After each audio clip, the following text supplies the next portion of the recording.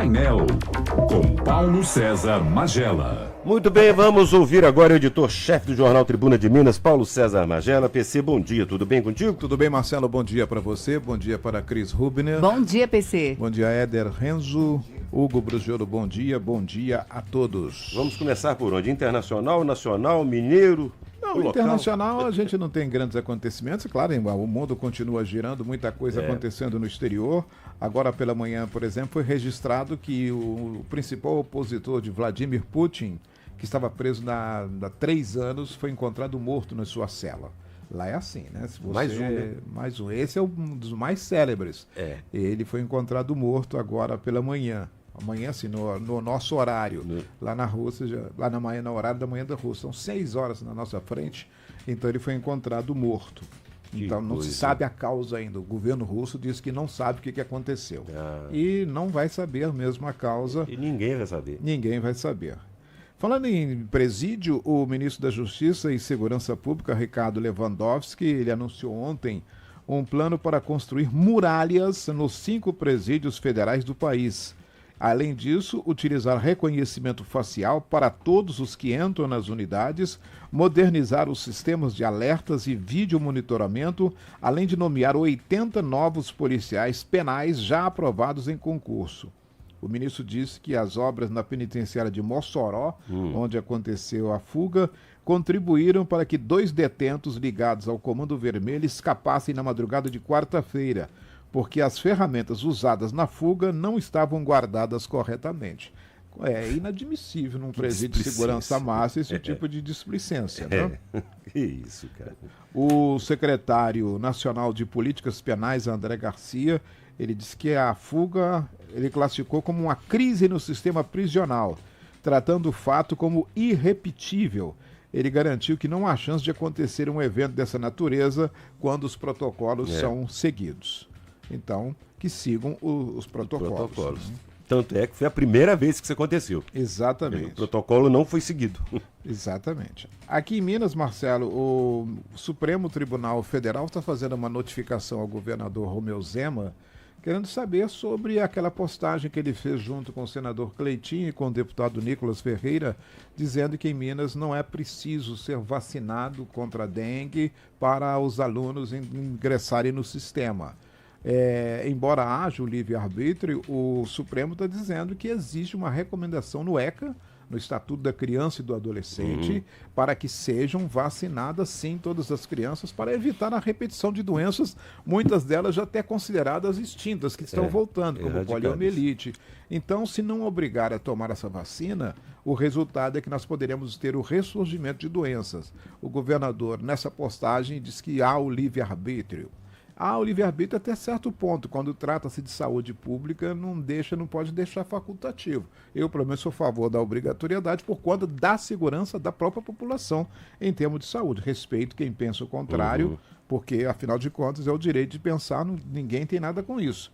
Mas, quando você fala que pode fazer isso, tem que avaliar todos os poréns, inclusive a questão da saúde pública, e existe um regramento que é o Estatuto da Criança e do Adolescente. E existe aquela máxima também, de que o bem coletivo se sobrepõe ao bem individual, Exatamente, é uma máxima russeliana que a vontade geral permanece sobre a vontade particular. Exatamente, isso aí.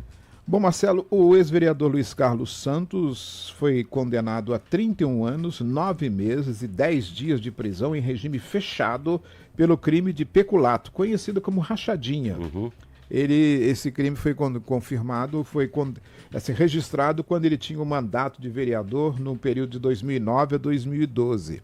A juíza Rosângela Cunha Fernandes, titular da primeira vara criminal, decidiu, no entanto, que o réu, até que sejam esgotados todos os recursos, pode ficar em liberdade, já que ele não tem nenhuma pretensão em fugir, ele cumpriu todas as orientações que estão na fase de processo.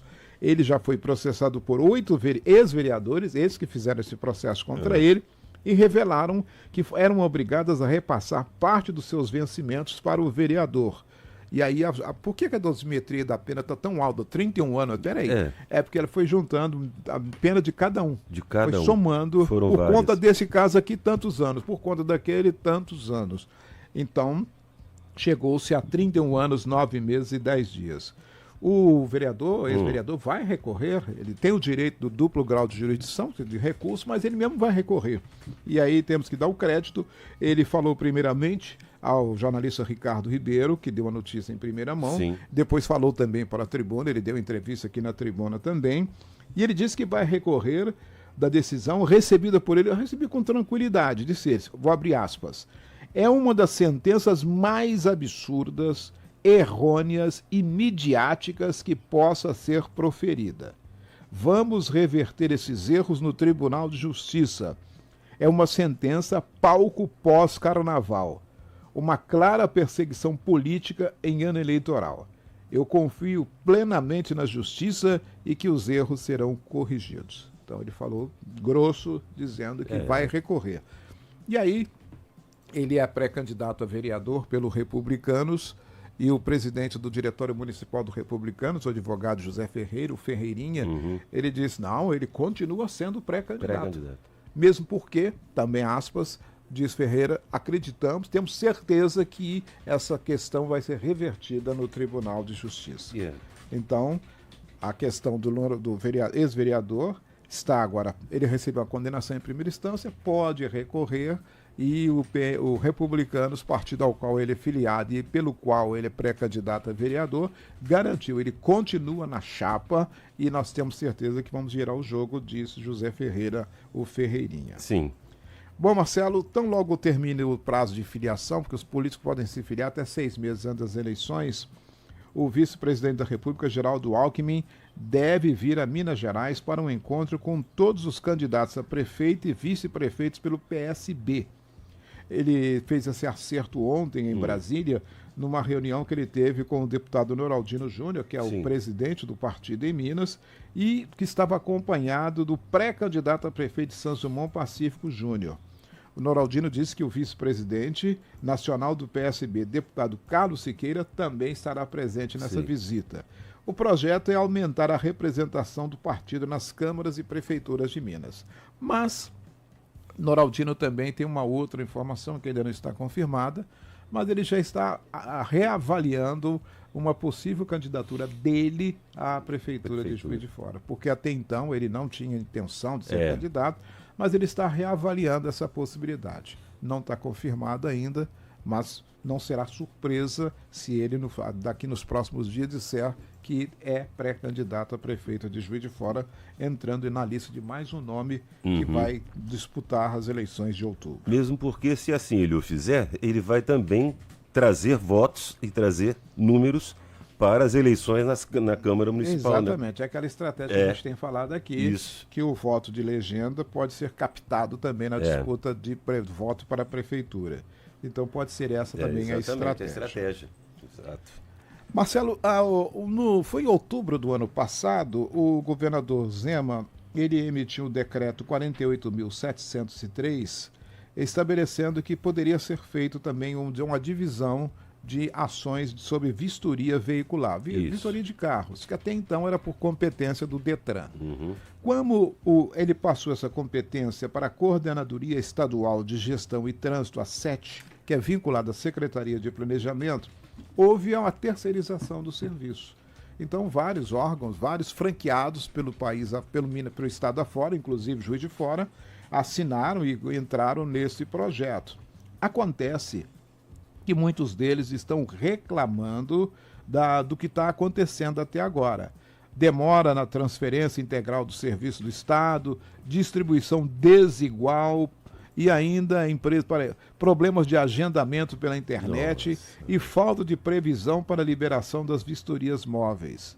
Esses problemas, inclusive, foram reconhecidos pelo próprio governo, que lembrou a complexidade e a dimensão da mudança.